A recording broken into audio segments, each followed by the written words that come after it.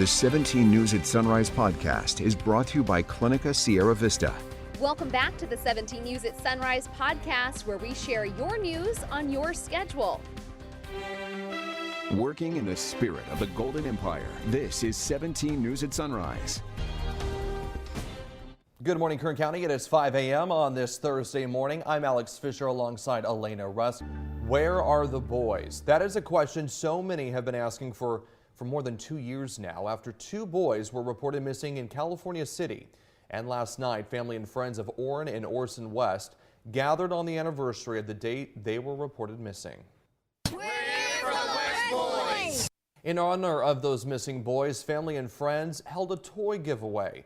About 1,000 people came together for the event before a candlelight vigil later that night. It's not really about us, it's just about bringing awareness for that family. I think it means a lot to them. They're in memory of is affecting a lot of other people, affecting our community.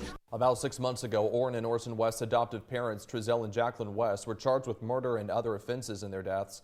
They're scheduled for trial at the end of January. Meantime, this week also marks 2 years since Dane Elkins was reported missing. On December 21st, 2020, the UC Santa Cruz engineering student and 23-time world racquetball champion called his family as he drove up and down the state, paranoid and likely mentally distressed due to the coronavirus pandemic. That was the last communication they received from him. Later that same day, Elkins' car was found abandoned in a mountainous area between Los Angeles and Bakersfield. His phone and wallet were left inside. If you have any information about the whereabouts of Dane Elkins, you're asked to call his mother, Deborah, at 562-504-6005. All right, this morning, the California Department of Justice investigating an officer-involved shooting that happened in Southeast Bakersfield this week. That investigation required under a law pertaining to police use of deadly force on an unarmed suspect. The deadly encounter happened on Tuesday after a report of a man waving a handgun near Martin Luther King Jr. Elementary. Officers contacted that man, and after initial gunfire, the BPD says the suspect ran off and dropped his gun. He then encountered more officers, and 8 of them opened fire, killing that man. We confirm he's got a firearm.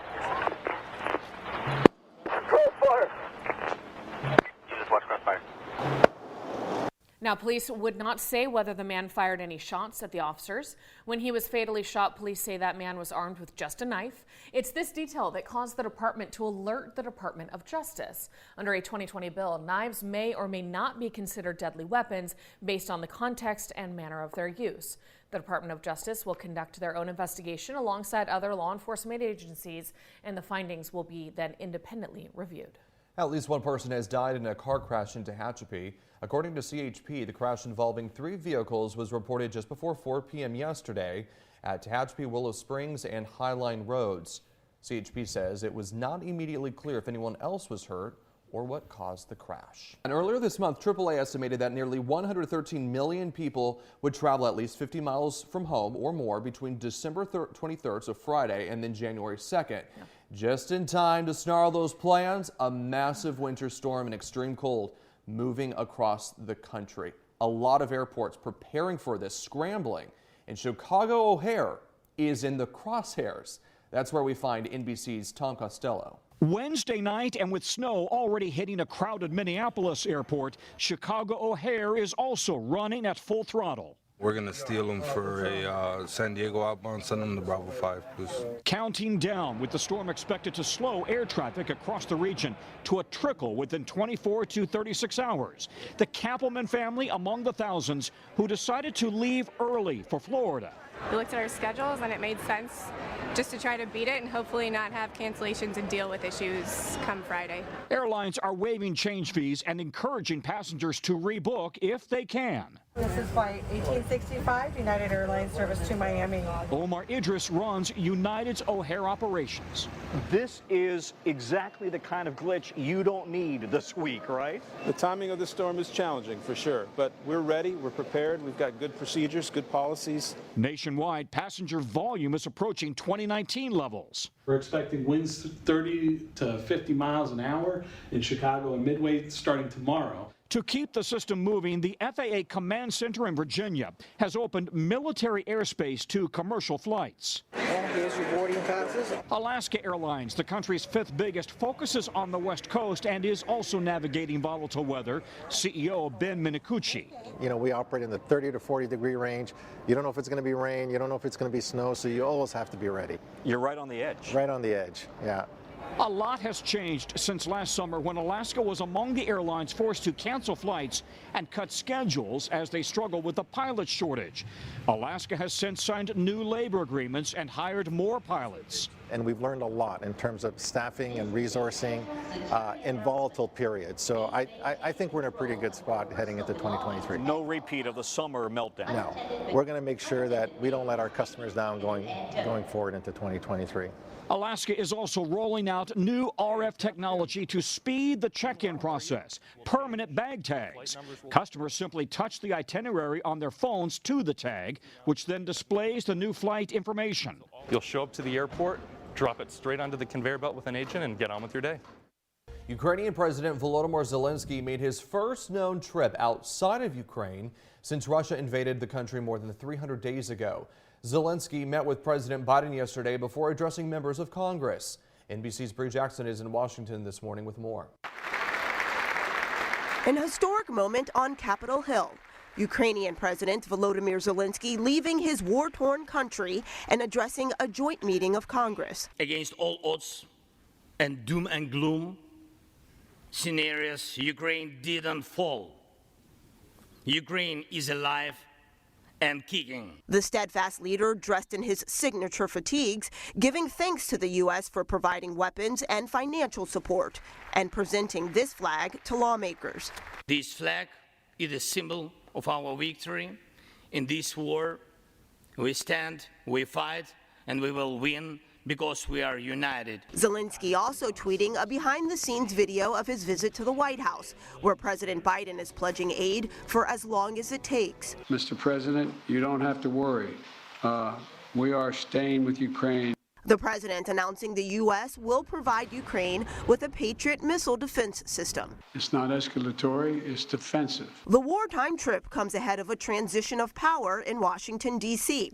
Republicans take control of the House next month, and GOP leader Kevin McCarthy has said his party will not write a blank check for Ukraine. Other lawmakers say defeating Russian aggression remains a top priority. I hope we stay united in support of Ukraine. Your money is not charity. It's an investment in the global security and democracy. Zelenskyy also sending a message to Americans, wishing them peace as his country prepares for a winter of war. Ukraine could get another $45 billion in financial assistance if Congress passes its omnibus government spending bill by the end of this week. In Washington, I'm Bree Jackson for NBC News. Meantime, the iconic Rockefeller Christmas tree went dark last night in solidarity with Ukraine. You can see it right there, the lights turning off. More than 50,000 LED lights were out as part of a worldwide campaign to raise money for generators for all of those hospitals across the war-torn country. Ukraine is facing a winter of blackouts and war as they fight off Russia's invasion. Last week, Russia delivered one of the most severe blows to Ukraine's power grid, leaving about 10 million people without electricity. The tree's lights went out at 5 p.m. our time, just as Zelenskyy was wrapping up his address to Congress. All right, now to the crisis at our borders. The pandemic-era border policy, known as Title 42, was supposed to expire yesterday, but Republican-led states are challenging its end. Now the Biden administration asking the Supreme Court to delay its expiration until after Christmas, acknowledging its end will likely lead to more unlawful border crossings. In El Paso, Texas, there is a state of emergency. Migrants are sleeping on the streets in frigid temperatures. Meantime, Republican-led states say Title 42 is the only tool they currently have helping stem an even larger wave of these crossings. But immigration advocates say Title 42 needs to end because it was created out of a concern for public health during the pandemic, and they're now saying that's over. So what the Supreme Court will choose to do, that remains unseen. Making news around the state this morning, and far northern California towns continue to deal with the aftermath of Tuesday's powerful 6.4 magnitude earthquake near Ferndale, that is just south of Eureka. Though power has been restored to most people, the community of Rio Del is still without safe drinking water after the quake that hit early in the morning damaged their water systems. 17 people have been hurt, and authorities say 2 people died during or just after the earthquake because of medical emergencies. Officials say homes were shaken off their foundations, along with other damage to buildings and infrastructure. But the scale of damage is minimal compared to the strength of the quake. New numbers from the federal government show the state of homelessness in the U.S. and especially here in California has only gotten worse. Capitol correspondent Eitan Wallace has reaction from decision makers across the state who say more action is needed.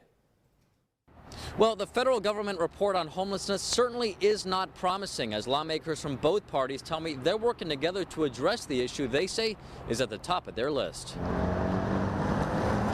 Homelessness, it's an issue that has long plagued California, and according to this 85-page report from the federal government, it's only getting worse.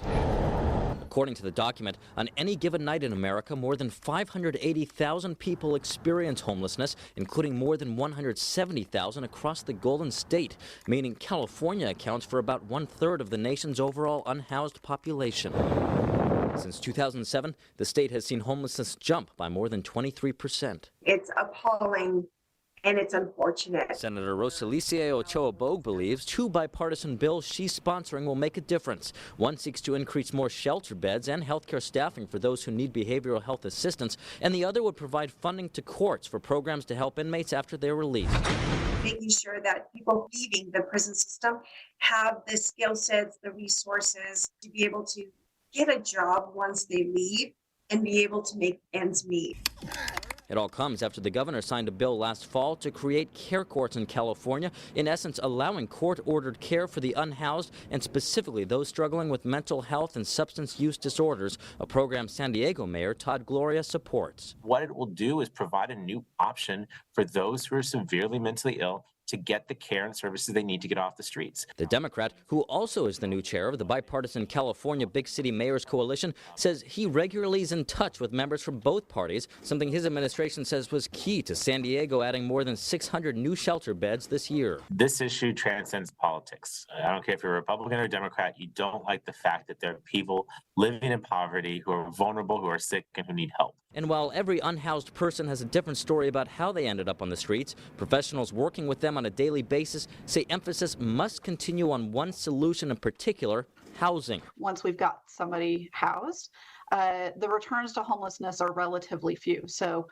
we're able to maintain between 90 to 95% of folks in their housing at the 2-year mark. So again, the proof is in the pudding, right? And the Biden administration says the president will soon unveil a plan to reduce nationwide homelessness by 25% come 2025. Reporting here in Sacramento, Eitan Wallace, 17 News. The 17 News at Sunrise podcast is a production of KGET and Nexstar Media Group. For more on all of the headlines in today's show, head to kget.com.